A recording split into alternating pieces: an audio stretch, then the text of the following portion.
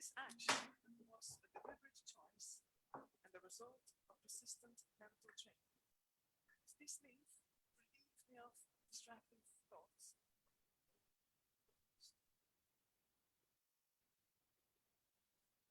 Format of focus interested me more, not only in peak performance, but also in the longer perspective and life in general.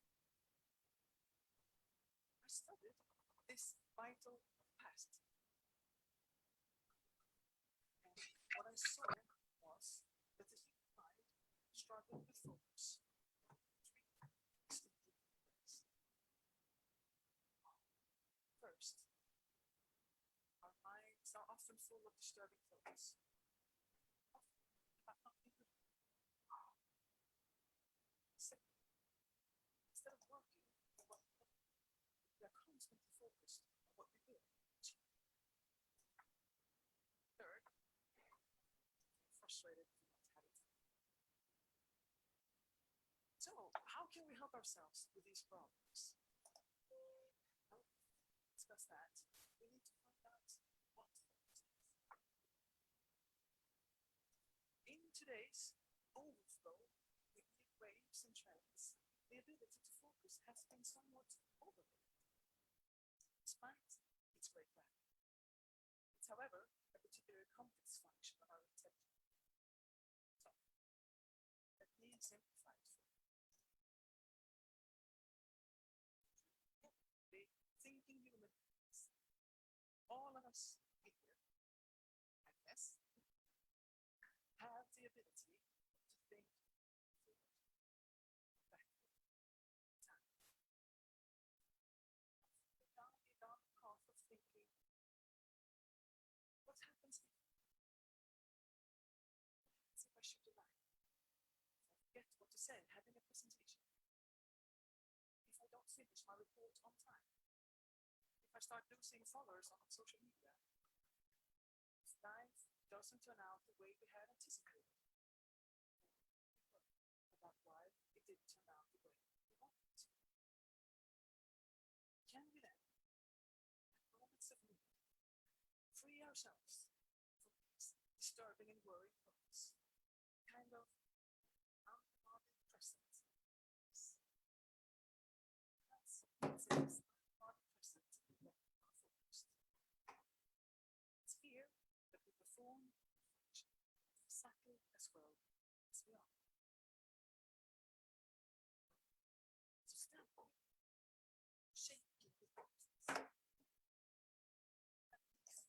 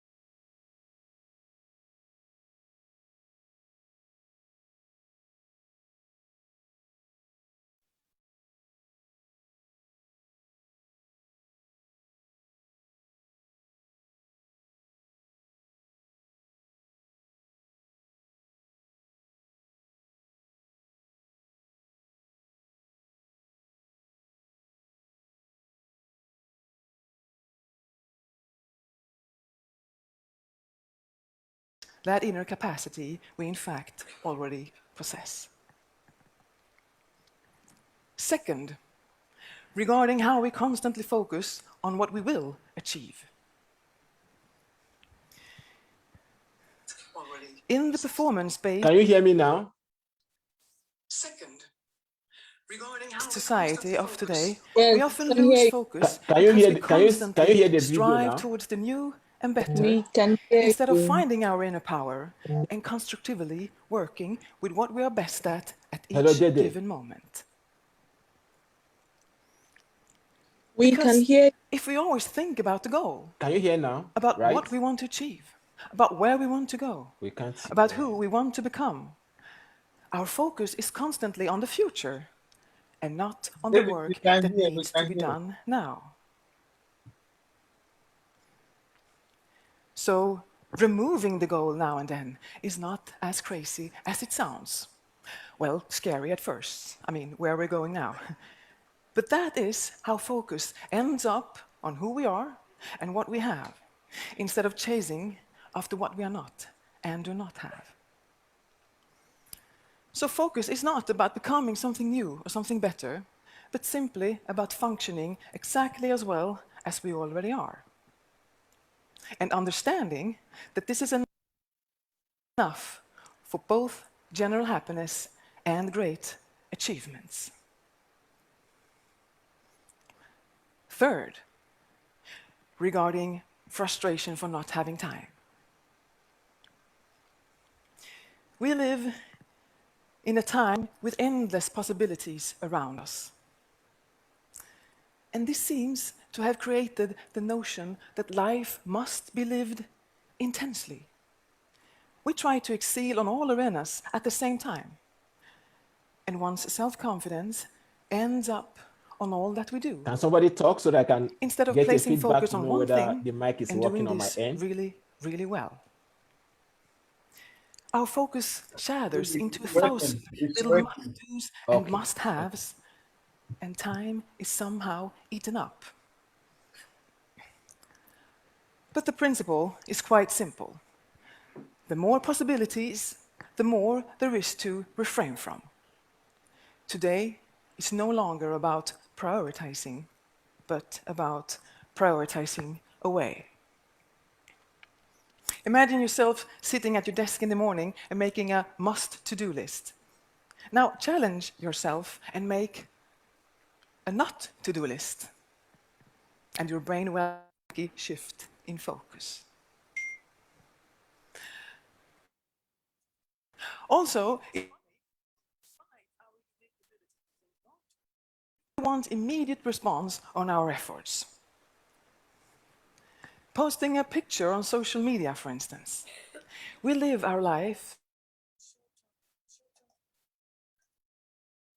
Good morning, everyone. Thank you once again today. It's an awesome day. I would like us, wherever you are, if possible, you can turn on your video as we begin today's webinar.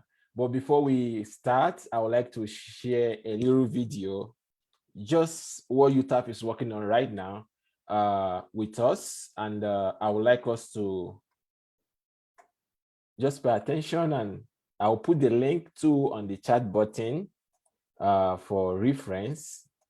So please, I'm just asking or pleading, help us share the link for this Zoom. Lawrence, help us copy the link for this Zoom and put it on the chat box. Please, Lawrence, I'm pleading, help us copy the link for this Zoom meeting and put it here. Or if you know you can't connect to Zoom, you can equally share the link or go to our Facebook page, share it on your Facebook page as you can. So we have how will I put in? We have a great man. Let me use the word great man. So I don't think any young person should miss today's webinar. So before we launch into the webinar, let me just show us a little thing. I want to play this video that will help so you get to know more about what we are working on right now. According to data from the UIS, about 258 million children and youth were out of school for the school year ending 2018. In today's world, this figure is alarming, but the good news is something can be done about it. Over the past year, through our School for All program, with support from organizations like Taking It Global and Raising Youth, YOUTAF has been able to support several young people in Nigeria, Nepal, Algeria, and Canada, giving out laptops, tablets, stationery, and other educational materials. With about $3,000, we impacted the lives of more than 50 young students in less than a year. Imagine what we could do with $50,000. Imagine the number of lives that will be changed and the number of youngsters that will be taken off the streets. Think of the army of leaders you'll be raising from the comfort of your home or office.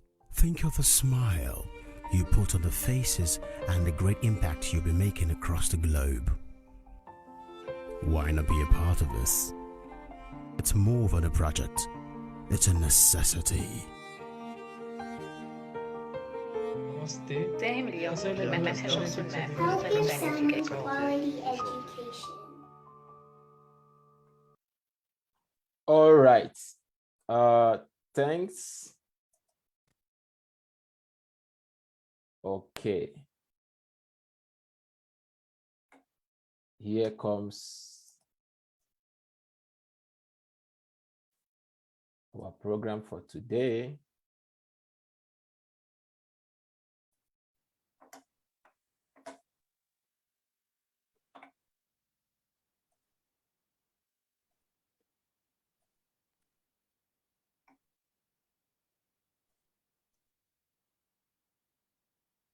Well, good morning once again. In today's webinar, I'm going to be brief so that I can hand over to our guest speaker. So today we'll be discussing about the power of one. To make it simple, the power of one, we are talking about focus, the power of being focused. Because of this topic, I have done a little research, which in the course of today's webinar, I'll be asking a lot of questions I'll be asking our guest speaker a lot of questions because I really want young people to be focused. How can they be focused? And the importance of being focused. So we're going to study from the life of our speaker today. This is a man that have gone through what most of us are experiencing today. So he's going to teach us how you can actually be focused and achieve what you want to achieve in life. Being focused is a broad topic, but today we'll be hearing from him how he's going to tackle it. So, what is our vision or our goal? Or our vision is summarized in such a way, in just a one sentence or 5 keywords: initiate the change you want.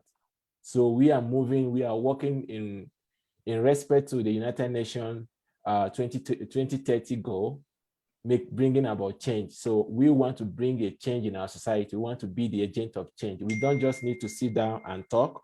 We want to be able to stand up and do something. So let's move forward. So then, who are we?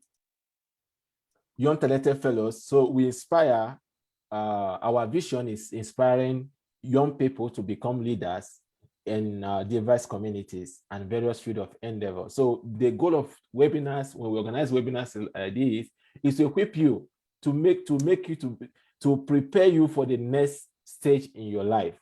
So when we talk about focus, just keep calm. We are going to understand how focus is connected, because you can't lead others when you are not even focused.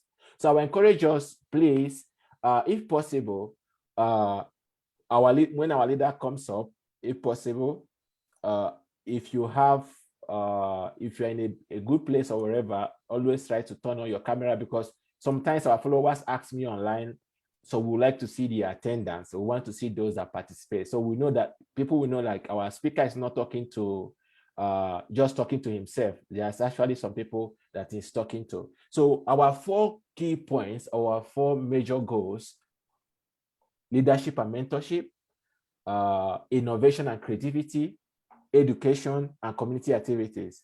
Well, the leadership and mentorship, you can never be a leader without being focused. You can never innovate or being creative without being focused. So don't worry, today we are going to go into that. You can never be successful in your studies without being focused. You cannot be part of community activities. You cannot make a change in the community if you're not focused, or if you don't harness this power of one. So that's why today's webinar is very, very crucial and important towards our visions and goals. Well, who are those that are pioneering the affairs of this little organization? You can see the youngsters.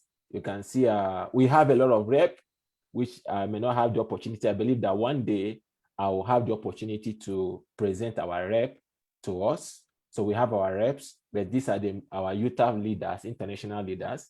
We have myself, the leader. I don't like the word founder. I'm just a servant. I'm just helping to support the vision of the organization. I'll have my friend, Emmanuel. I have my big friend, Rollins. Also, we have my friend too, Jemima, as the financial director. So these are the leaders. These people, they go sleepless nights. They sacrifice their resources. They sacrifice their time, energy to make sure that we do what we are doing today and impacting lives around the world. You can't believe it. YOUTAF has gone very, very far. Right now, we are in Nepal, we are in Ghana, we are in Nigeria, we are in Canada. So, well, so YOUTAF, I'm just going to highlight some of the places we have our presence. We have YOUTAF Canada team. Well, it's more than this. In fact, I have spoken with a lot of company directors just because of YOUTAF. You know, some company will call me, say, we saw your LinkedIn profile. What is it all about? Can you explain to us? I went for a project presentation, and during the presentation, my manager asked me, David, I saw something on your LinkedIn. Can you just explain? And why the whole presentation I was doing was deviated from project focus to YOUTAF. We started talking about the visions of YOUTAF, and you don't know people that are getting involved into this, because we actually want to change lives. We actually want to impact lives. I will still get to that about what we are doing right now, because we are raising funds for our School for All program. If what you are seeing right now is our School for All program. Last year, we were able to give our laptops, we were able to give study materials to these children you're seeing here, and other things that we did last year. I think that was in Canada, in Algeria, in Nepal. But this year we are extending to other countries. We are extending to other less privileged youth, and that's where we are raising funds right now. So if you are here or you are watching us, the best thing you can help us do is to support us financially. I will share the link today on this Zoom webinar. Also, I'll share the link on Facebook. So because our School for All program is coming up very soon this year. So this is our YOUTAF branch in Nepal. You can see what was going on here. We gave out study materials to these young kids who have no one to support them. So the underrepresented youth. So here is our YOUTAF Algeria. I purposely put on this picture here. This photo here is when YOUTAF started in 2018. You see the crowd that were actually impacted or benefited from what we are doing. This is YOUTAF Algeria. Well, you can always contact us. This is our email. You can check us on youtaf.org. That's our website. You can check our Instagram handle, Young Talented Fellows. You can check us on LinkedIn or on our Facebook. I think we have more followers on Facebook. It's always active. You can always reach out. If you want to volunteer, you know, there's a way you can contribute back. You want to be part of this great move, you can always reach to us, or you want to support us, you can always reach back to us. Well, today, let's go to the main program of the day. Here we have an author, a live performance coach, an entrepreneur, Mr. Richard Akita. So join me at this moment as I make welcome Mr. Richard Akita to take the podium. Thank you, sir. Thank you, David, and it's great to be here. Well done to YOUTAF and all the great things you guys are doing. It's brilliant that you are influencing lives and you're touching lives through your activities. So it's great to be here. And I know David keeps saying good morning, but for some of us, we have crossed the 6 o'clock barrier, so it's evening. So it's a double good morning, well, actually triple. Either it's a good morning to you, a good afternoon, or a good evening. I just want to understand from all of you, what one thing that you want to achieve with your life? Life is such a beautiful gift. And when we understand that life is a gift, then we will learn to open the package very carefully. If you say, or during Christmas, you get this present, and I'm more interested in what I'm going to do is I'm going to just share a few ideas with you, and I am hopeful that as I do that, it will give you some clarity on how to do this. David, please, I need permission to share my screen so that I can put up the PowerPoint I have for you.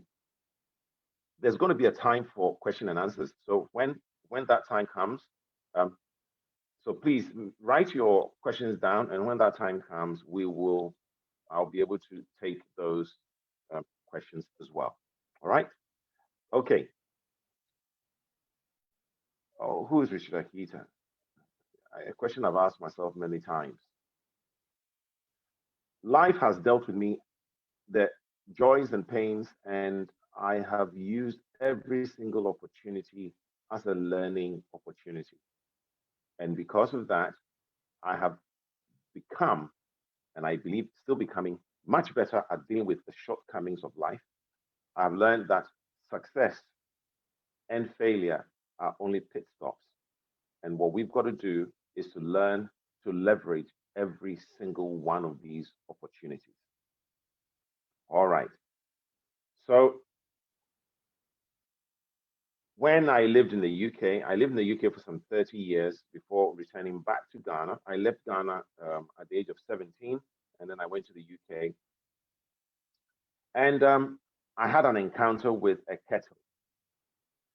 So this kettle left a memory in my life, and I just want you to just ask yourself, how would you be remembered? Now, I know Steve Covey poses the question that just imagine that it was your funeral and your epitaph was written, and people were reading your life story or your achievements. Would you be happy with what they say about you? And if you are happy with what they're saying about you, then you're on the right track. But if your life at the moment does not represent what you really want, then you have the opportunity now to make a change. One of the days I was attempting to make tea, and after boiling the kettle, I had forgotten where the nozzle was. And clumsily, I put my hand over the nozzle, and the steam from the kettle scorched my skin. You know, it's almost 20 years ago that happened. And whilst I don't feel the pain, I still remember that experience. So that kettle experience has made me realize that in life, you only need one opportunity to make an impact.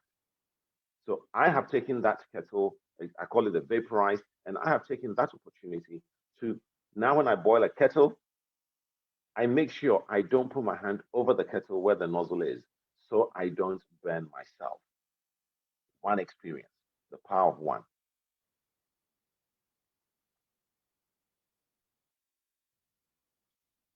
You know, the days when technology is doing well and you're hoping everything works well. So let's start off with, what do you see? The chat is open, so if you want to put what you see there, can you just quickly describe to me what you see on the screen at the moment? Or if you want to unmute yourself and say it, I would like this to be interactive. So what do you see?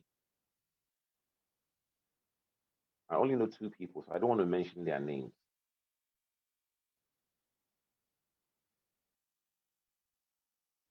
I didn't know you were this We shy. can see a tree this is an apple tree. It's an apple tree. Really? Yes. That's what you see? Yes. Okay. What else can you see? You can see grass, like a green field. Grass. Okay. What else can you see? You can see apples, the fruits. You can see the trunk of the tree. Yep, you can see apple. Yep. Somebody said the sky. The sky. I can see the blue sky. Yeah. Okay. So you can see the tree. Is this a healthy looking tree? Yes, it is. Thank you. I can see the lady just nodding her head. Thank you very much. So I want us to have this understanding. Before we came to Earth, before we were conceived and birthed into this wonderful time space, the creator of the heavens and earth gave us a brain. We call it brain, but he calls it part of his creativity. So he gave us something so that we can replicate what he does. So he gave us a brain so that we can be creative. The tree there represents our life, and the tree, you see the fruit, and it looks quite healthy.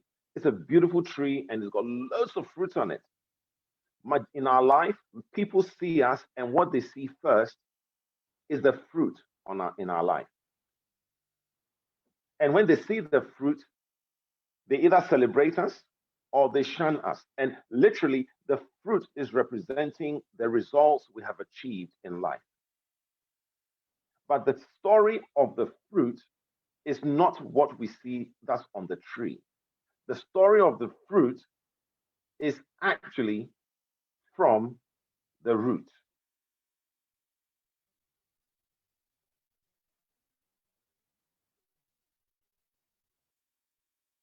My wonderful curtain going by, one of my uncle, you can make it a bit more exciting. So they showed me a few more things. So I've learned how to do some transitions on my PowerPoint. So if it's too many, please forgive me. But here we are. You can see now the full picture. I showed you part of the picture. I'm not showing you the full picture. And as I'm talking to you about Power of One, what I need to understand is this: everything we do in life stems from what we think of. It stems from what we see. It stems of what we say and what we hear.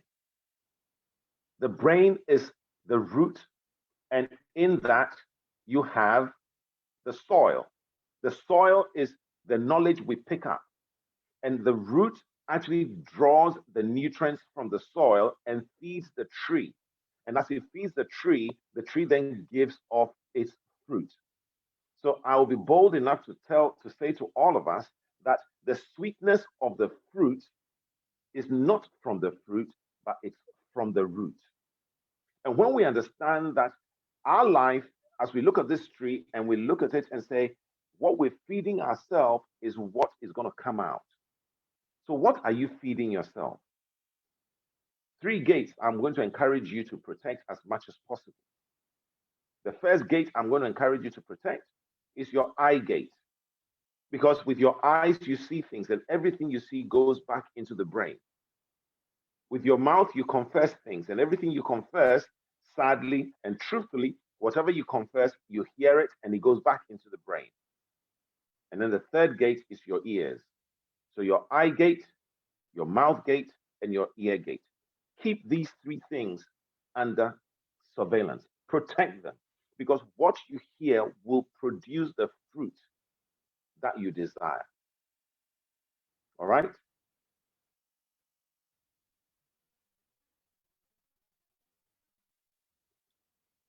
So the Power of One, to do focus, I've got this quadrant that I just want to share with you so that you can understand what it is. So I've spoken about the tree, I've spoken about the root.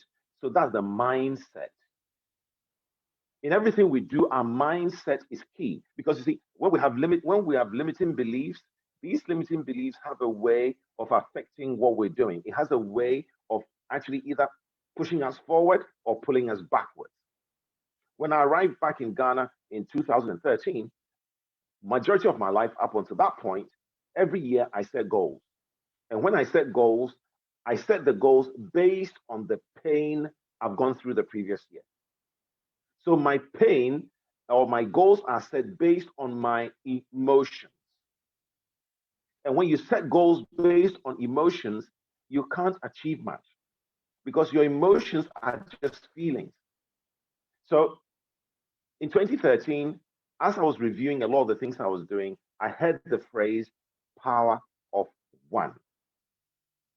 And I started researching and ended up writing the book, The Power of One.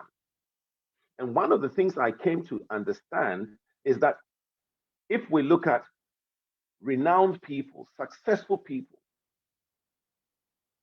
majority of the time, they succeeded in one thing first, and then it rippled into other areas of their life.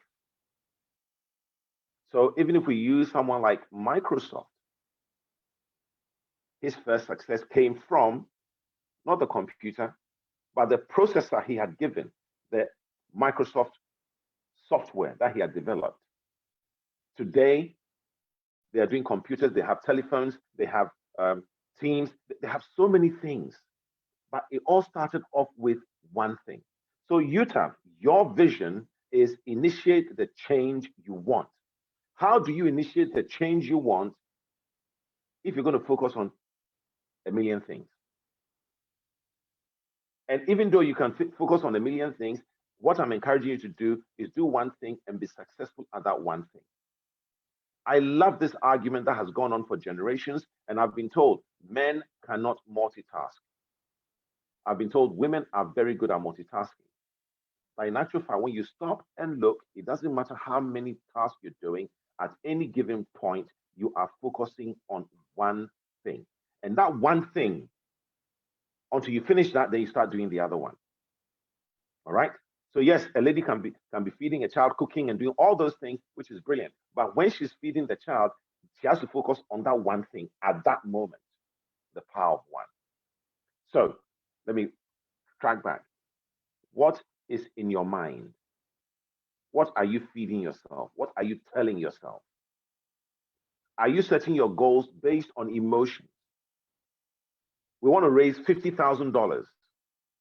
That $50,000 can be it can be an exciting figure, and we're all running towards it, and we can become emotional about it. And there's nothing wrong with having emotions. But when you're setting goals, I challenge you to set your goals based on your purpose. And that purpose should not be influenced by emotions, because our emotions are just feelings and they come and go. In these 4 elements, I'm asking you, focus on your mindset, acknowledge your emotions, but don't focus too much on your emotions. Connect spiritually, because what I have discovered is that successful people have a spiritual life. So whatever spiritual deity you align yourself with, I encourage you to have a spiritual life. It helps because we are spirit beings as well. And finally, the physical, work hard, but make it smart. So you've got your mindset, your emotions, your spiritual, and your physical. These quadrants guides us on majority of the things that we do in life.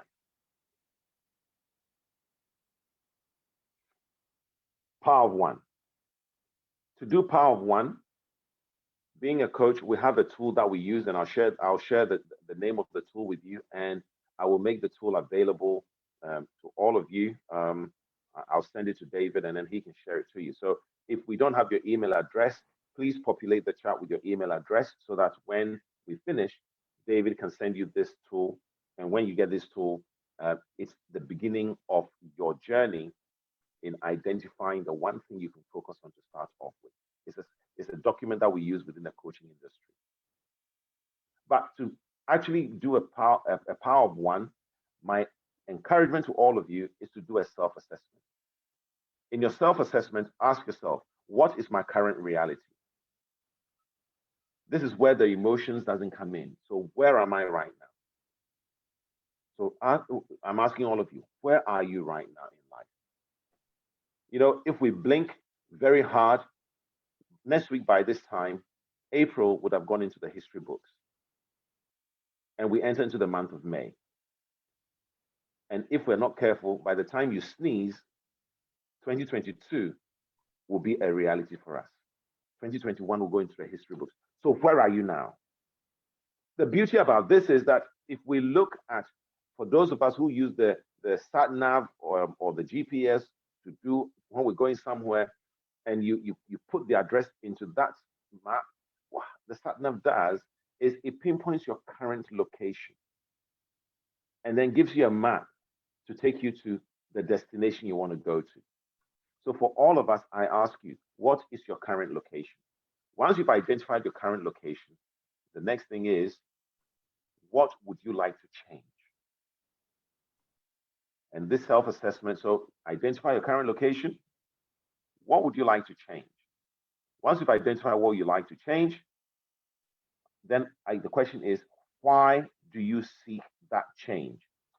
This why is inspired by the Socratic thinking, because Socrates, for all his life, was good at asking questions.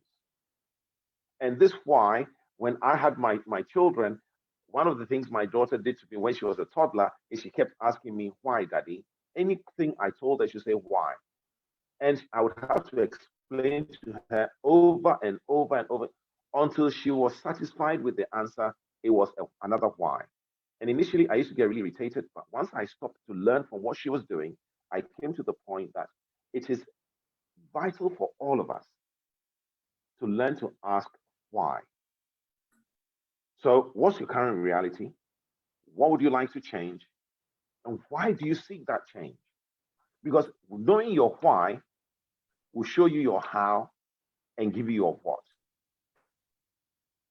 Knowing your why will give you your how and take you to your what.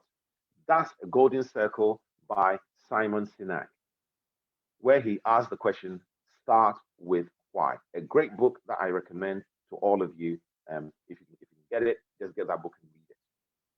Know your current reality. There's another book by James Clear, which is Atomic Habits. Two great books I have read, and I have found it to be quite helpful with the things that I do. So once you identify where you are, if you want to change something, you need to know where you are before you can change it. The fourth, what will be your legacy? Your legacy is personal. It's not, when we're gone, our legacy will speak of us. There are great men and women who have gone ahead of us. Maya Angelou, a great poet. If you look at her life, the story of her life when she first started out and how she ended, her end does not reflect her beginning because her end is much greater. Nelson Mandela, his end reflects a much greater life lived than the 27 years he was stuck in prison. Kwame Nkrumah, who was once a kitchen boy washing dishes in a hotel in Hyde Park, becoming president of Ghana. And when we look at the things Kwame Nkrumah achieved in his time as president, Kwame Nkrumah is celebrated as a hero. What will be your legacy? David, what will be your legacy? Mary, what will be your legacy? Dede, what will be your legacy? My father, in his great and beautiful mind, managed to trace our family history to 1791. And I know my great-great-great-great-great-grandfather's name, Tete Otimponi. I know his name. And I know that because of him, I exist, because he had to, if you look at that history, but I don't know enough about him.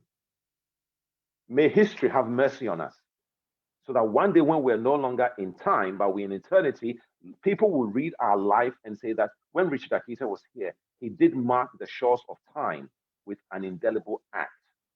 And that's what YOUTAF wants to do. And as you do this, and you mark this timeline with your purpose, as you bring change, that change becomes your legacy.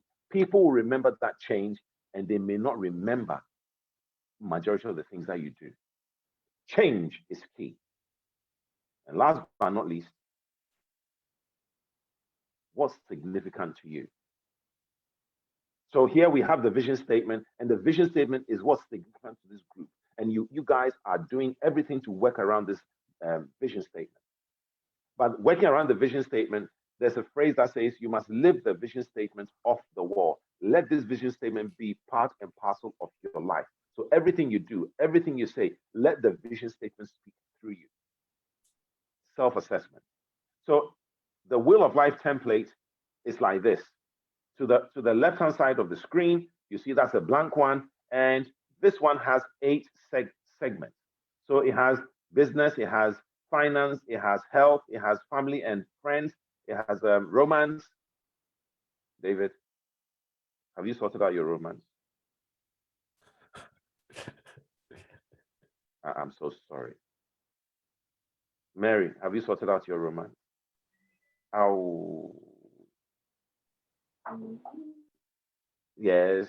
Okay, I won't ask the date because the date is my daughter, and I know her parents are waiting. Have you sorted out your room? And if you are married, when was the last time you told your spouse you love her? When was the last time you took her on a date? Ladies and gentlemen, I've been blessed to be married to the one woman. I've known her for 34 years. We've been together for 33 years. We have a 30-year-old daughter and a 27-year-old son. So I'm no spring chicken. I normally like to stop there to tease a little bit. David, we're waiting for you to join the club. I have resigned. You, okay, I don't want to join again. Oh, you're okay. I don't want to join again. You don't want to join again. Okay. All right. We'll find out soon enough. Then you have your physical growth, personal growth, your fun and recreation, and then your physical environment. This tool is used within the coaching industry as we work with clients so that they can use it to do an assessment. And out of this, they set goals. So you can see to the right, you can see the difference because you see the first one is a perfect wheel. The second one, you can see how the colors are shaded. For personal growth, you can see how I think that's like a 7. Fun and recreation is about 4. Physical environment is about 5.5. So you can see that. Now, this inner circle is a snapshot of where you are in your life. So if you're going to focus on it, when I say power of one, we use this and we ask ourselves a simple question. For this person who has done this, what is the immediate goal they've got to focus on? And the immediate goal, we can all say that it is fun and recreation, because that's what's lacking. Ladies and gentlemen, what's the use in making money and then allowing money to look after you in ill health? I want to make money. I will make money. And since you're all younger than me, you have to make more money than I can ever make. And then when you retire or you get to my age, you use that money to cause more influence rather than use that money to pay for medical bills. This template is called the Wheel of Life. And if you populate the, David, I'll send my version of that to you. Mine is 11 quadrants, so 10 quadrants and one focal point on there, which is your power of one. Okay, I hope you're getting something out of this. Yes, sir. Once you've done your assessment, one thing should scream out to you. One thing should let you know that, hey, like we looked at this, we saw this person's wheel of life, that it was fun and recreation. So out of many, one. And to focus, the point is, if we focus on one goal, as we work on that goal and we achieve that goal, it's amazing the lessons we learn as we push through one goal. And as we push through one goal, when we've learned that lesson and succeeded in that lesson, you know the amazing thing, we take those lessons and we apply to the next goal, and then to the next goal, and then to the next goal. And these things help us because we're focusing on one thing at a time. Kirk Franklin. The story goes that Kirk Franklin, even though he was a gospel artist, has been producing records, and for many years, no one, the records were being bought, but he wasn't famous until he came out with his single Storm. When he came out with Storm, the story goes that Storm was actually in the secular charts at number 1. It had been in the secular charts as number 1 for some 5 weeks. Then our fellow Christians went out and started buying it. One song. Today, Kirk Franklin can release any album. And for those who are fans of Kirk Franklin, we buy it, whether it is, excuse the phrase, if it's rubbish or it's not up to par, we still buy it because it's Kirk Franklin. Michael Jackson. beautiful story and a sad story. His father saw the gift, which was the talent to sing. You know, Michael Jackson's gift was the singing, it wasn't the dancing. The dancing was the second thing. So the singing was what the father focused on. I'm not here to do an analysis on the dysfunction of the family, but in his singing, as he focused on that singing, Michael Jackson became a world-renowned artist. What about you? Majority of the time, we're doing something that could be our purpose. And if you haven't identified your purpose, this is where, in looking at the things you're doing, ask yourself a simple question. What is significant to me? Or what are my values? And as you serve people, you will discover these values. All right? So out of many, one. Now, let me just do the negative part of focus. You see trophies here. And one of the things, I'm going to ask you these three questions that you can see the three questions here. Number one, what are your trophies? Question number two, what lessons can you draw from your trophies? And then how can you apply your lessons, the lessons from your current reality? All right?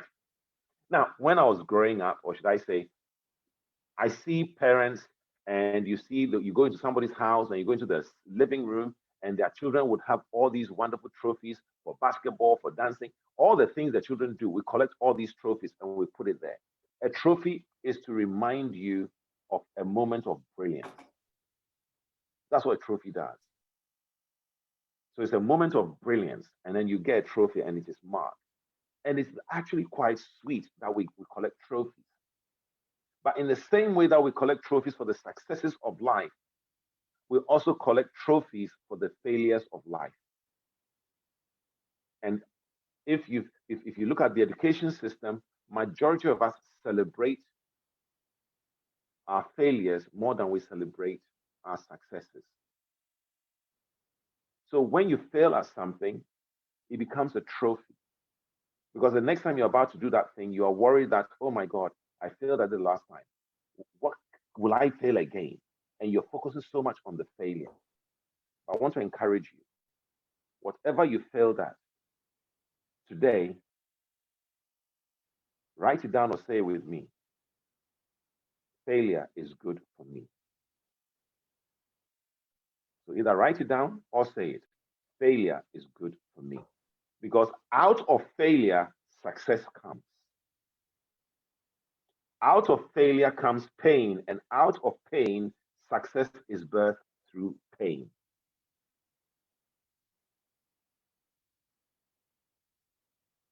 Ladies and gentlemen, life has been very kind to me, and life has been horrible to me. I have had the opportunity to have tasted, as St. Paul puts it, he says, he has learned to abound and he has learned to abase. I came to Ghana in 2013. And when I came to Ghana, after 30 years of living in the UK, I came to Ghana with my wife with £1,500 as the money I was bringing from the UK. In 2008, with the financial crisis, I had a business that was doing close to £750,000 a year. And within 3 years, dropped to under £250,000. Within 3 years, I lost 23% of my business. I almost died. I came to Ghana not as a rich person. I came to Ghana with a cry for a second chance of life. I couldn't dream anymore when I was in the UK. The trophy that I had picked up from the failure of my business stared at me, and I couldn't focus. I couldn't dream. My wife tells me she believes I was in depression.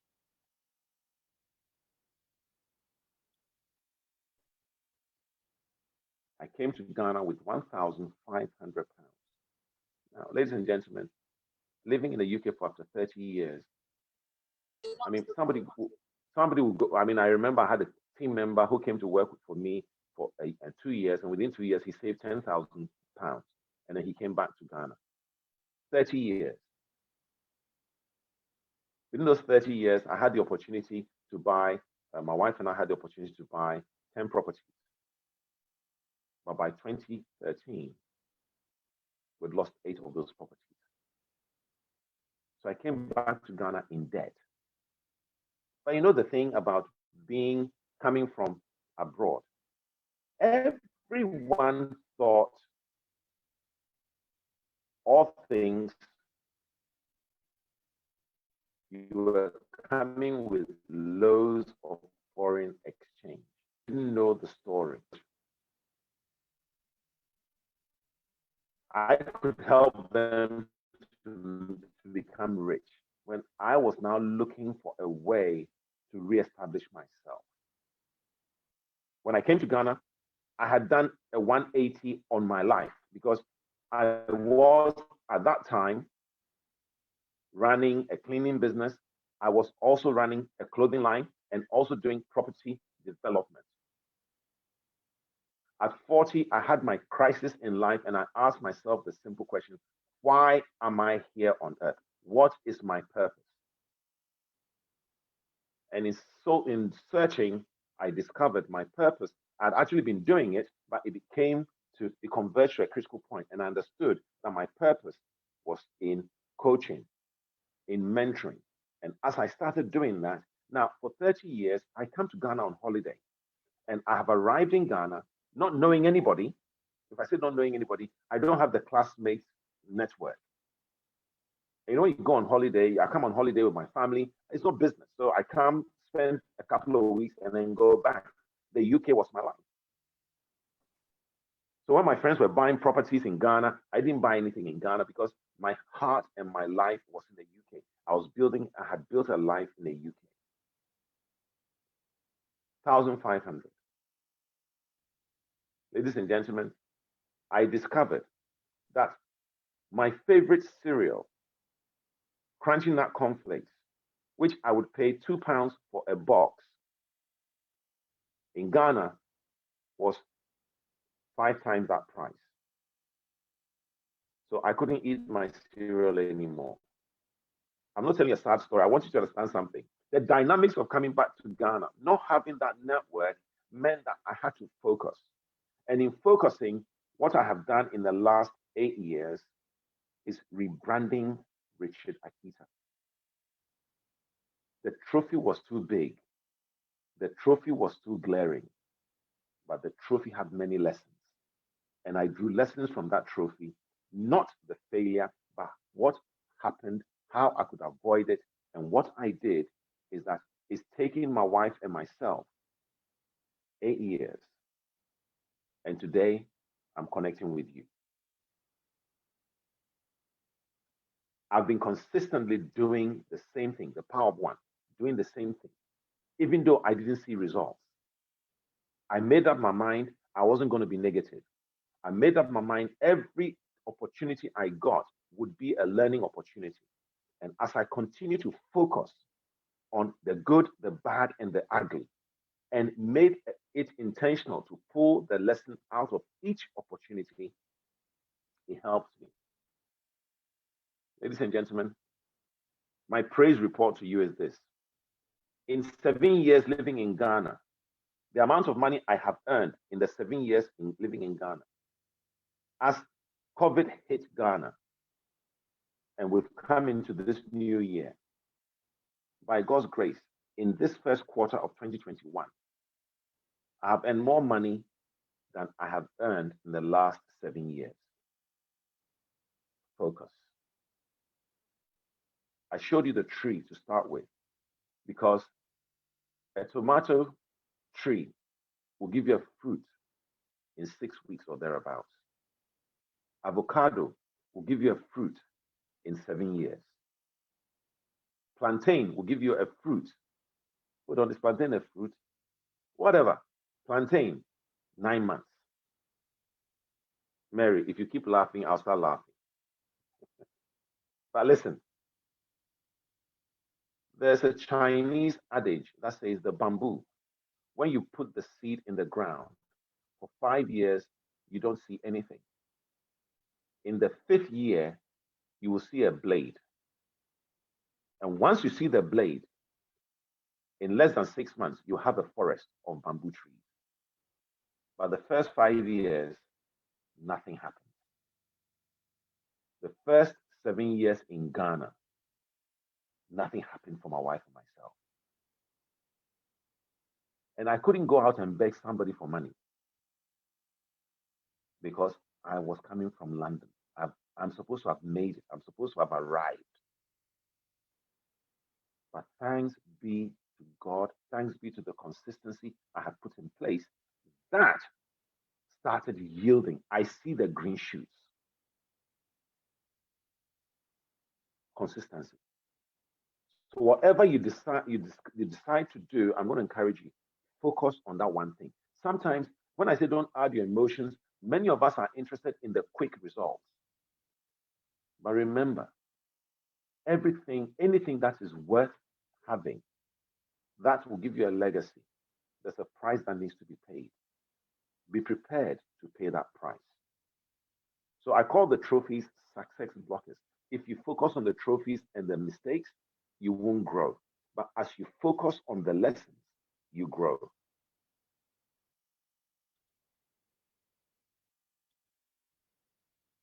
And this is a quote that I write daily fixes. So this one is success and failure are just pit stops in life's journey. Okay. I started writing these things because I thought, well, there are a lot of clever people out there writing motivational quotes. So I write thought-provoking quotes. All right. To have a winning mentality, whether you fail or succeed, learn from it. For those of you who like football, let me use this football analogy. When a team scores a goal, according to the experts, 3 minutes after they score the goal is the most dangerous time for them. Because if they do not keep a tight ship, the other side will score.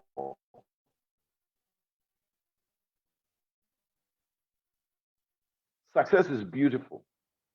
Many people have been successful and within a short space of time have lost everything, and it's going to need you to keep focused. When you learn the lesson, it no longer becomes a drag. Because you see, every time I fail, I assess, pull the lessons, and I continue. I dust myself off. Every time I've fallen, I've just got up, dusted myself off and go, okay, fine. What did you learn from this? And then I've moved on. I think this is my last but one. Whatever it is that you've decided to do, I hear people saying this. I'm trying to do this. I'm trying to do this. I'm trying to lose weight. I'm trying to become a millionaire. And I challenge you, quit trying and simply do. So stop saying, I am trying. Say, I am becoming. I'm becoming healthy. I'm becoming a multi-millionaire. I'm becoming a multi-trillionaire. And I'm yet to see within this group who is going to be a zillionaire. I use money, but it is not the amount of money that makes us. It's what we do with the money that makes us. Ladies and gentlemen, you only have one life. Please make it count. Thank you very much. If you have any questions, if you want to connect with me, social media handles are on there. But if you have any questions, please, I'm ready for that. David, over to you. All right. Thank you very much, sir. That was a wonderful presentation. Thank you so much. I think we should have a lot of questions to ask. This is not an ordinary topic. It can be ordinary to a lot of people, but no, it was presented in an extraordinary way. I have never seen the things I saw today. So I'm giving room for anyone that has a question. I also have a couple of questions here. So if you're in the Zoom meeting and you have questions and you're watching us online, and you have a question or looking for more clarification, please do. In fact, your topic today, or the way you buttress the point, is so look as if you channeled it just towards YOUTAF. Sometimes I get a lot of criticism from those I'm working with. Oh, look as if you people don't know, you are not going this way, you need this or you know that. It takes a lot of effort. It takes a lot of being focusing on one thing and believing one day you definitely get there. So you're not in competition with anybody, like you are just pushing your vision. So I have a couple of questions for you. So I was in the course of preparing for today's meeting, so I made a lot of researches. So first of all, I'll ask you some general questions, then I'll go straight to and ask you personal question. Do you permit me to do that? I'm your guest. You can ask anything. All right. Okay. If you ask a question and I'm not very happy, I know there's a young lady who will have to pay for it. So please go ahead. All right. Okay. So tell me. Okay. Let me start with your personal question so that we can learn. So tell me, Mr. Richard, if you are in your 20s or 30s today, what would you have done better? What is one thing you regret most in your life?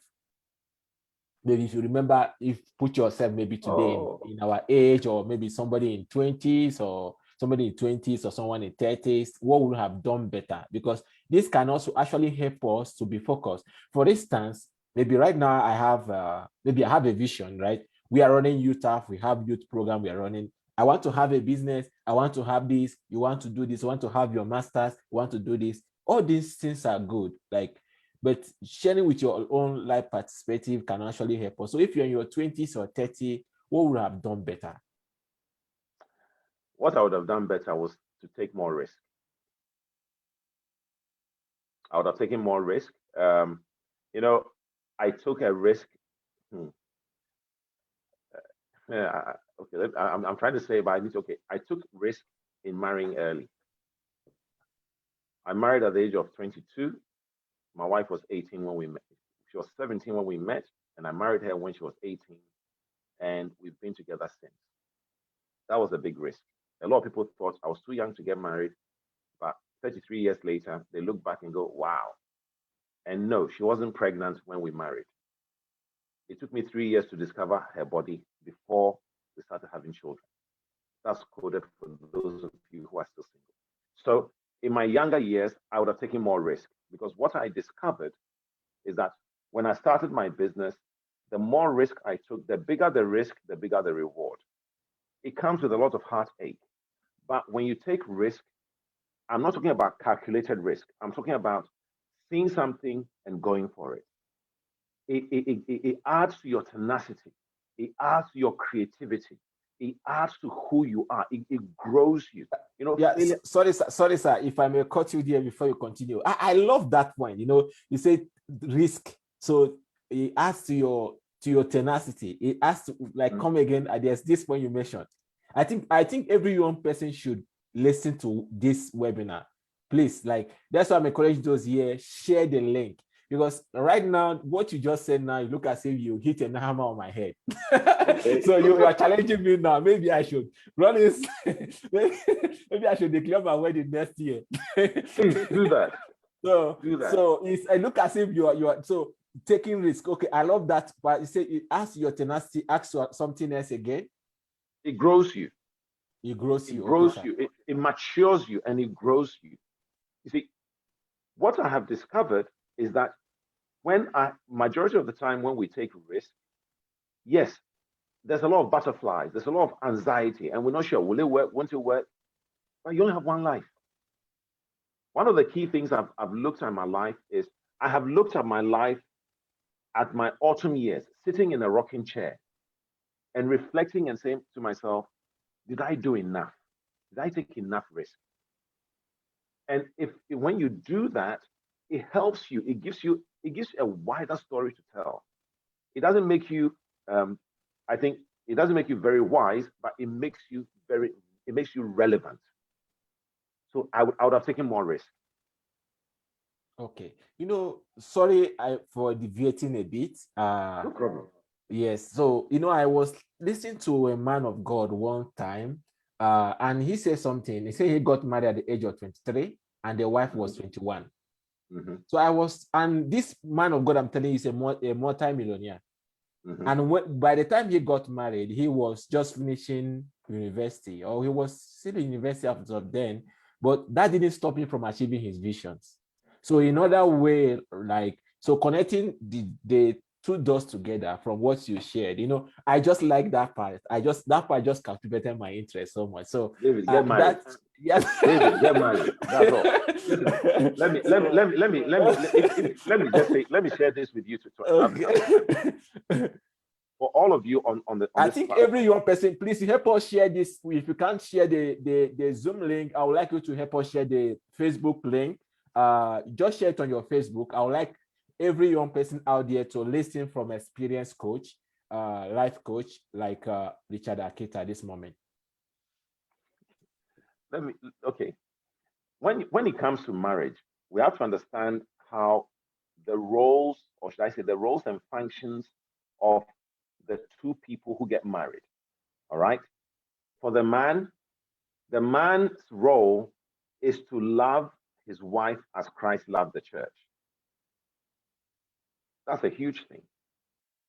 Which means that if your wife makes a mistake, you're not supposed to be complaining and bickering. You're supposed to be protecting her. You're supposed to be loving her. You're supposed to be encouraging her so that she comes out to be the best woman ever. In fact, the standard I can compare to when a man loves his wife is you get the virtuous woman, Proverbs 31. But when you look at scripture and the wife, her role is to help the man to become the very best. Because in scripture, there are only two occasions that the descriptive helper is used. In Genesis, before Eve was created, this was her remit. Let us make him a helper. So Eve is a helper. So gentlemen, if you want to go far, marry quick. Love your wife and she's going to support you all the way. Okay. Ladies, if you want to be extraordinary, marry quick, because your husband's got to love you and show you that you are the best at what you do. And that's what my wife and myself have been doing, encouraging each other. Let me burst your bubble here. Please, I don't have a degree. I didn't do university. But life, I am actually still in the University of Life and I'm still learning. But everything I have done to now, I believe I awarded myself a doctorate. And the first time I awarded myself a PhD, I awarded myself a PhD in failure because I had failed so many times. But until I started learning, that failure started helping me to become who I am today. So what you see today is a lot of pain, a lot of tears. And it's very lonely crying into a pillow, David. Too lonely to cry into a pillow. Okay, thank you very much, sir. I sorry for the deviation, but sometimes we shine away from the main topic. We shine away from the issue that we have. And that's why most youth are not moving ahead, because we fail to address the main point or the things that are actually killing us. And we focus, okay, there's something you said, sir, that actually I like so much. You said you don't have a degree. So like you are so that means like you are self-educated. Can I put it that way? My highest level of education is an A level.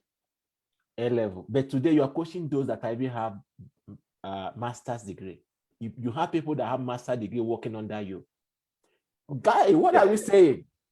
So okay, you see, but then if you look at it the other way, so I just want to understand something. So if you look at it the other way, right, it all depends from being focused or depends on the people you associate yourself to. So in other words, I can give some accolade to your wife, because if your wife is not somebody that is very supportive, you wouldn't have gotten to the level you are today. Thank you. Where I am is the making of my wife. And I am not embarrassed to say that whatever I have achieved in life, my wife is my number one fan, and she encourages me. And whatever she's achieved, I also encourage her. So between the two of us, we work together. Okay. Now, my wife has a couple of degrees. Okay. So, okay, now, because I know I have met a lot of, sorry for the deviation, guys, don't be offended. I just want to dig deep into this. I think most people watching us online can learn from it They too. said get married. Simple. No. Thank you. David, get married. End of story. No. I want us to learn from it, right? So if I may, let me go further to ask more questions. So can you tell us what are some of the things that you are grateful for, or some of the things that you're grateful you have done? Maybe like if you wake up in the morning, you feel like, wow, I'm so grateful that I have done this in my life. Okay, well, the things I'm grateful for, number one is having a relationship with God.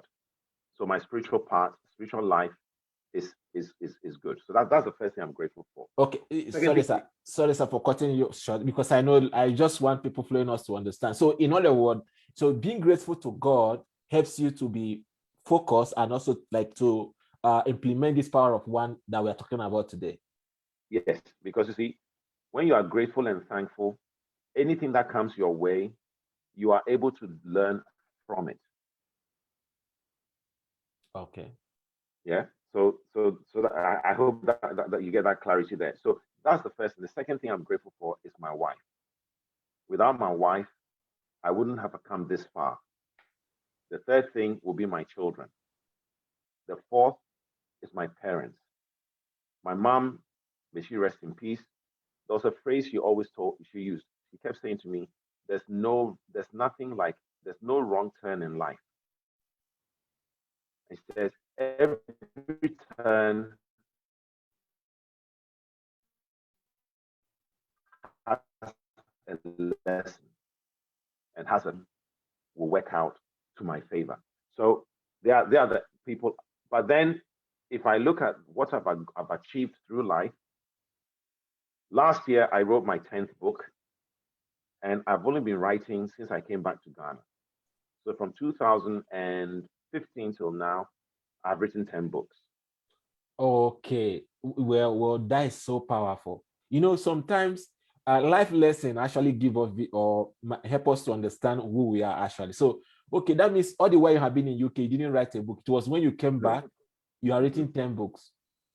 Yes, I think when you can't feed yourself, you have to be creative. Okay. That is good. That is good. Awesome. So difficult time actually bring out potentials in us. I don't know if you're watching us right here on the Zoom or online, and you have a question pertaining to what we are discussing today. I would like you to leave your question online, then I can pass the question across to the speaker, or you are here and have any question, just raise your hand. There's a Zoom tool here. When you go to reactions, you can see where you can raise your hand there, then I'll give you the room to ask your question. So if you're here, you have a question, raise your hand on the Zoom tool. I'll give you the permission to ask your question. So let's go further with what we are saying. Okay, somebody has a question. Please, we advise you, if possible, to turn on your video because it will be going online, if possible. Thank you. Kingsley, you can ask your question. Okay, thank you so much. My video, I'm doing. I don't think it will be possible. I'm sorry. My question is that I want to know, sir, based on what you have been saying about this marriage stuff, is it possible? Because there's this conception that for one to get married, you must get everything together. Have a succeeded in what you are doing. I want to understand: is it like from what you guys, you and David are just discussing now, like from what you say, like you like a helper, and sometimes we need like a supporting hand or in a lifting hand. So I want to know is it something that is obligatory that one must get himself together or have everything together before you get married? Yeah, before he answers the question, I was actually digging deep to the question, to the topic. You see, a lot of people have benefited from it. All right, sir. You go ahead and answer the question. Yes, please. Thank you very much for that question. And let me say this. Don't get married just because you want a helper. Get married for a reason. Let there be a reason. When I met my dear wife, Najat, I didn't have 2 pennies to rub together. In actual fact, on our wedding day, we went to the registrar in Hackney, and it was my then Najat, my best friend Olu, the witness was Robert, and Najat's best friend Elizabeth. It was 5 of us that went to the registrar and we signed. And 33 years later, we're still together. So for me, I didn't have anything. My wife didn't have anything, but the understanding was we are a force to be reckoned with. So irrespective of what life threw at us, we built. So when I said we've known the plenty, there were times that if I would just indulge myself a little bit, just indulge me a little bit. I bought the most expensive car in my life at the time for my 41st birthday. I bought myself a Range Rover Sport.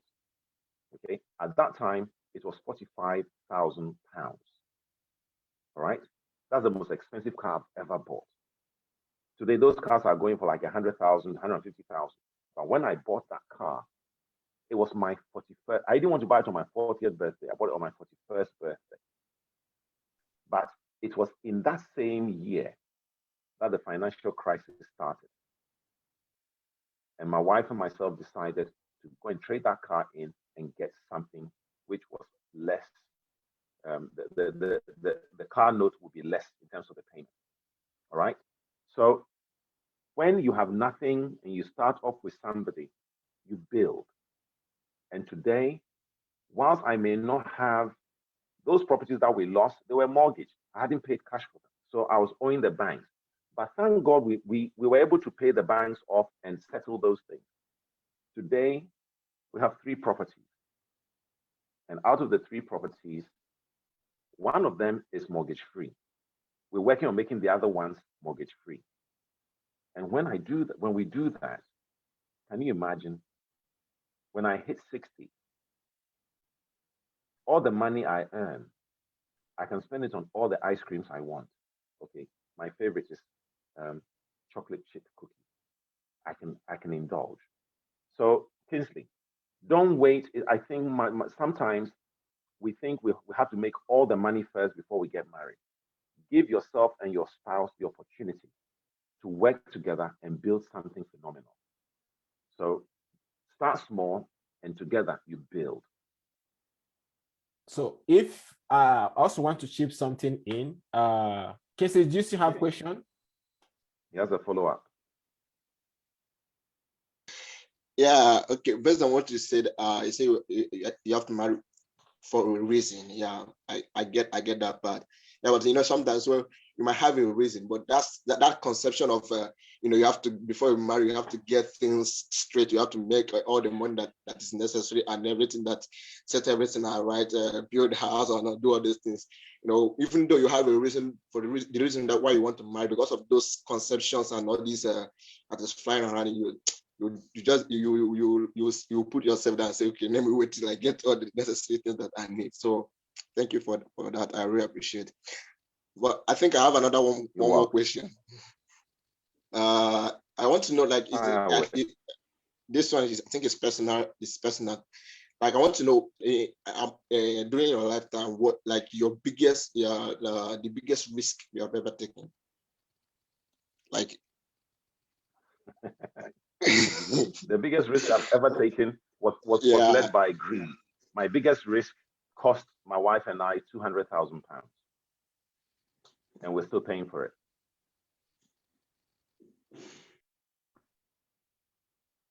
Okay. Thank you very much, sir. So if you can connect the 2 dots together, in other words, so if you marry wrongly, it can also affect your being focused. It can affect you achieving what you want to achieve. So marriage is actually essential. Unless you want to be a celibate, want to be single all your life. So in other words, it's very, very essential. Choosing the right partner can actually help your vision. Having the right connection, having the right relationship. I made some research online. David, can I interject here and ask you? Okay, sir. How do you marry the right person? How do you know the person you're marrying is the right person? Well, okay, that is what I don't know yet. So you can help us. When you don't have an answer to a question, you have to be honest and tell yourself, for this one, I don't know yet. So because I'm not yet married, so it's a married person will be the best person to answer it. So you can actually help us in that with this one. There's no perfect person. There's no right person. What you have to understand is this: if you're in a relationship and that relationship you want to take it further, to commit to each other, it is that commitment. You see, because love is not a feeling. Love is a decision. Once you know you love somebody and you get married, then together you build. And one of the things I have discovered being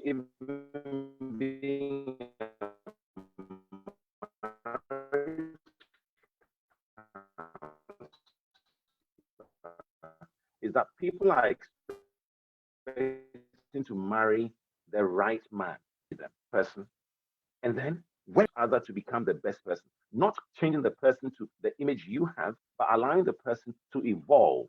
So when I married Najat, Najat allowed me to evolve by guiding me, by giving me feedback, and I did the same for her.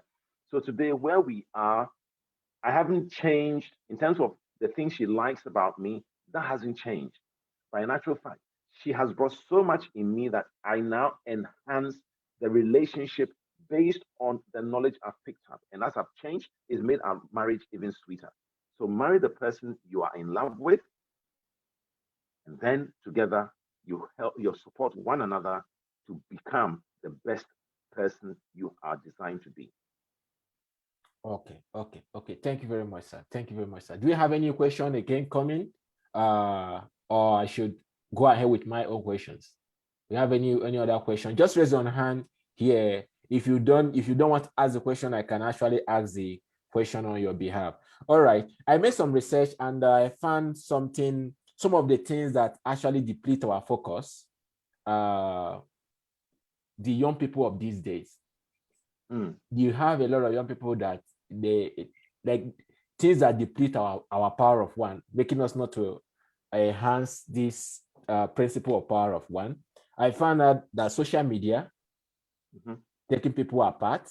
So toxic relationship, pornography, like not having the right mentor. So I would like you, I'm the one that made a little research about it. I would like you to say a little thing about this. The things that deplete power of focus. These are the things that a lot of people are going through these days: toxic relationships, social media, distraction in one word. I was watching a video the other day about this. We're talking about how people can be addicted even to their phones without knowing. You can be addicted to your phone. Like when you're not with your phone, you feel like you are shivering. You just be the same characteristics of someone that's addicted to alcohol, but you don't know because you feel like your phone is important to you. So a lot of people, they are addicted to screen, watching pornography instead of connecting with the right people or the right being focused on one or the other. Some people have a toxic relationship or being weird and not encouraged. So can you say something about it? Okay. Research teaches us that we pick up our phone every 6 minutes. So for all of you, and I am not going to start the debate on Android and Apple, but I beg you, for those of you who use the iPhone, I don't use an Android. So on my phone, it tells me screen time. It tells me how long I have spent on my phone and what I did where I have spent most of my time on. That helps you to try and navigate your time a bit better. Social media is there. When we were younger, we didn't have social media, but we had comics. And sometimes when we're talking about these things, we take it out of context. When in my generation, we had comics, we had bicycles, we had things that we're doing. And all of those things were taking our focus of where we're going. So pornography was there. Okay, we don't have it as much as it is right now. In those days, you had the magazines, or you had the VHS. You had to go and buy the VHS. It was a really laborious process. But we've indulged. I've watched some. Hey, it's called youth. The whole point is this. Even though you have all of those things, I'm going to encourage you. Find and commit. If it's an hour, commit an hour to whatever project you want to do. In that hour, you put all the things away and you focus on that one thing. You can still do your social media, but if you focus on the one thing that you are doing, what you're going to find is in the book Atomic Habits by James Clear, what he says is I read that book. that you're doing the small things. Majority of us are looking for the big things. Don't forget, to make $1 million, you need a penny. Or in the case of Ghana, you need a peswa. And it is gathering the peswas that becomes $1 million. Not unless you win the lottery. But if you don't win the lottery, the traditional way of making $1 million is to start with a penny. And that penny has to grow. So all I'm saying to all of us is that let's focus on doing something consistent. If it is, for those of you doing, focus and get the master's done, please don't beg yourself, I need another PhD. And I mean, how many PhDs do you need? But if you want to do 10 PhDs, fine, go ahead and do that. But so far as you're living, look at the things that you want to achieve. That's why I spoke about your legacy. I also spoke about protecting your eye gate, your mouth gate, and your ear gate, the things you see with your eyes. So if you are watching social media and all these things, all of that affects your roots.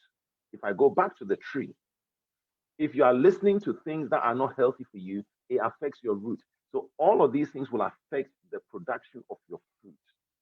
But if you are consistent, let me give you an example. According to an example from James Clear's book, the UK, United Kingdom's bike team didn't do very well in the Olympics. And as the Olympics was coming to the UK, they were training and he asked them to increase their performance by 1% every day. On the day when the Olympics came, the bike team won the most medals. 1%. So David and everybody else, whatever you want to do, just allocate time and stick to that time. In the end, it will pay off. Okay, all right. Thank you very much, sir. Thank you. Hey, you've gone to the Caribbean. Okay, you're back. Thank you. Thank you. Thank you very much, sir. Thank you so much. Adi Johnshire, I don't know whether we have any question from anyone on the call or a contribution. Guys, you can't just come and you listen and you go. You have to contribute. You have to ask your questions. You have to make something. You have to be part of the discussion. So, okay, Kinsley has a question again. All right, Kinsley, go ahead. It's not actually, it's not like it's a question, but it's more like a contribution. Like there is principle that I know that is more like in terms of focus. You know, I said, if the tree is good, definitely the fruit will be good. So, and if the tree is bad, the fruit will be also bad.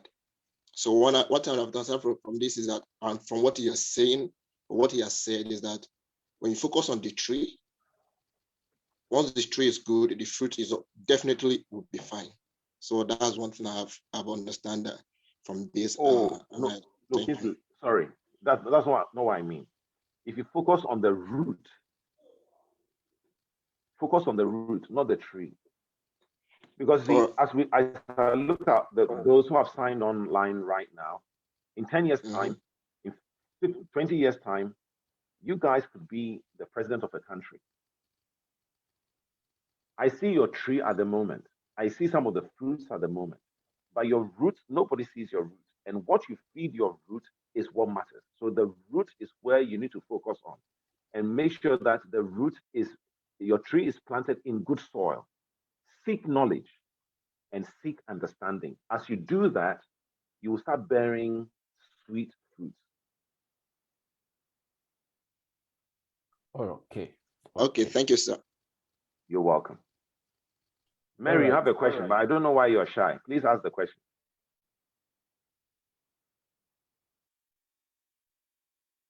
Mary, ask your question. Okay, I can see she's typed it. Oh, I've typed my question. No, go ahead and ask the question. Okay. Ask it. I like your voice more than the reading the question. So please ask the question again. Okay. You mentioned earlier that you had gone into depression when you came back, or when you went back to Ghana. Like many of our youth these days are depressed. Either they know it or they don't know it. So I don't know if you could explain to us how you dealt with it, or how you coped with it, or how you think you would have coped with it. Thank you very much. Okay. I didn't get an analysis from a doctor to say I was depressed. This was my wife said she thinks I went into depression. I couldn't dream anymore. So what I did was I started focusing on things that I was doing. So like even in writing my books, when I wasn't productive, I would sit down and allow the state I was in, so that I could work on a book. So I actually got working. And once I produced the first book and the second book, then I started seeing that my spirit started lifting.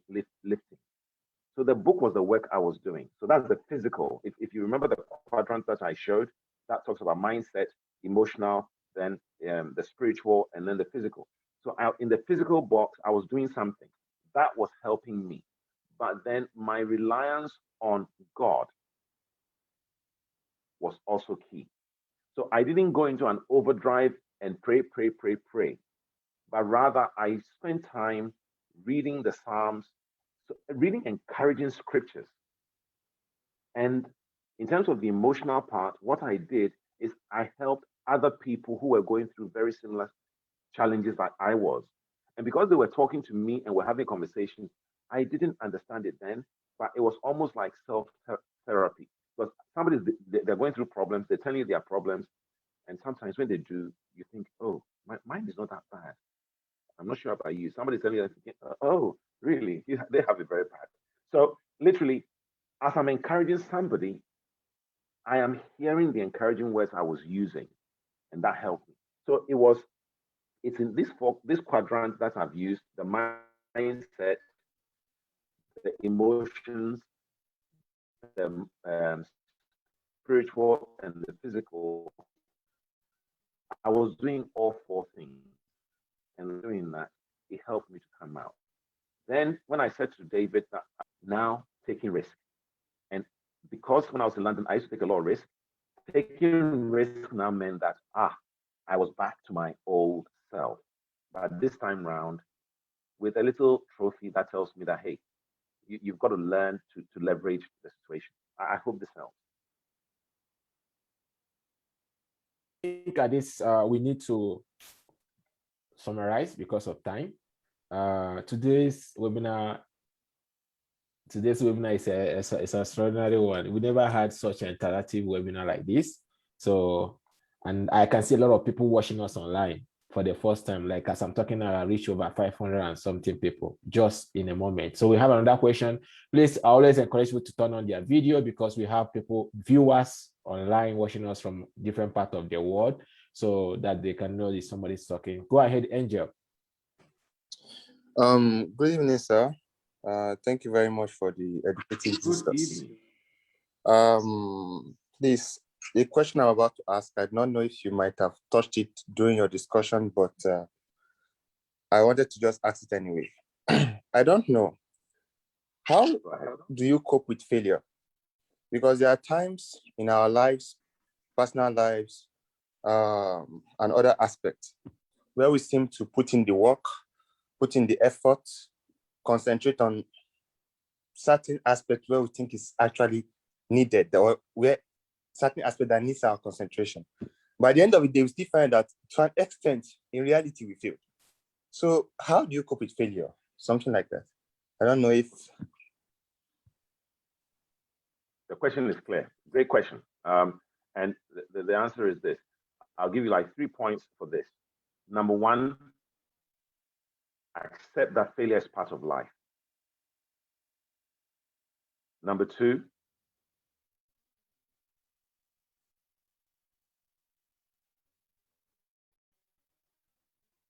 ask yourself, what can I learn?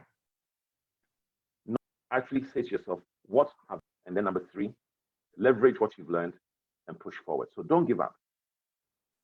Failure is part of life. What did you learn when you failed?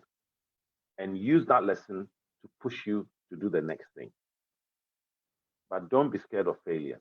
Failure, I mean, in one of my books, Cheat on Fear, I encourage people that, hey, still be afraid, but still do it. So failure is just part and parcel of living. If we don't fail, we don't learn. Okay. Thank you so much, sir. Thank I you hope so much. those 3 points help you. Yes, sir. All right. Very. You're welcome. All right. Thank you so much, sir. Do we have any other question here? We just want to maximize the opportunity. We want to give those that are present the opportunity to answer the question. All right. Okay. Thank you so much, Mr. Richard. In fact, we'll be hosting you back again. I just want to announce it now. We'll be hosting Mr. Richard back again with a different topic. Maybe next time we should be talking about this issue of relationship, because I see a lot of people get interested into it. Well, I have something to tell you. If you're watching out there, tomorrow can be never. Tomorrow may be never. Do it now. You have only, I love the Mr. Richard's quote, said, one life, make it count. Sometimes you two will think that we have all the time in the world.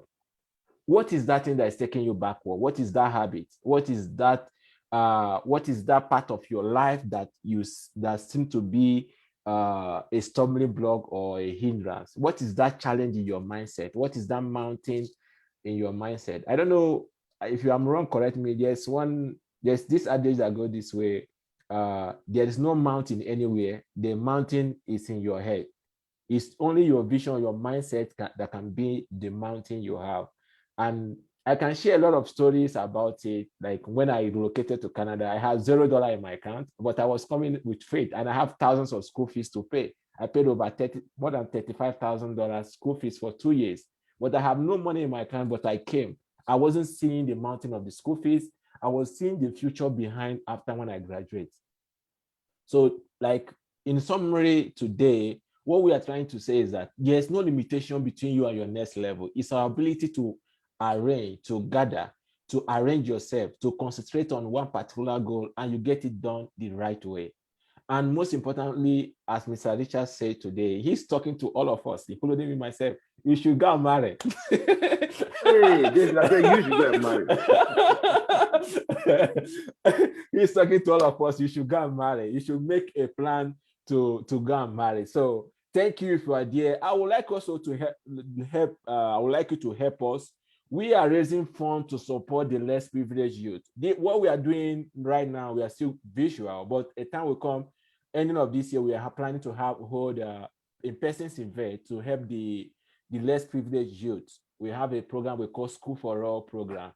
Thanks to Mr. Richard, he helped us to arrange and be focused because he wanted to do a lot of things. So with his help, we are now focused. We're focusing on our School for All program this year, and we are raising funds. We need at least $50,000.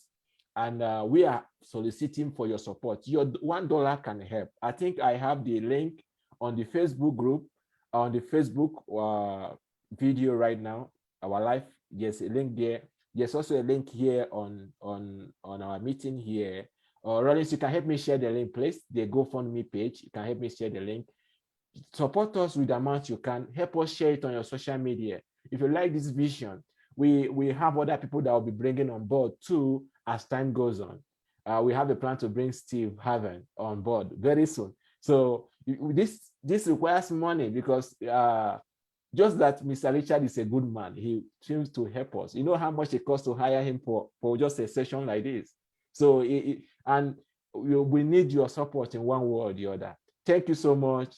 God bless you. See you next month in our meeting. I'm going offline right now.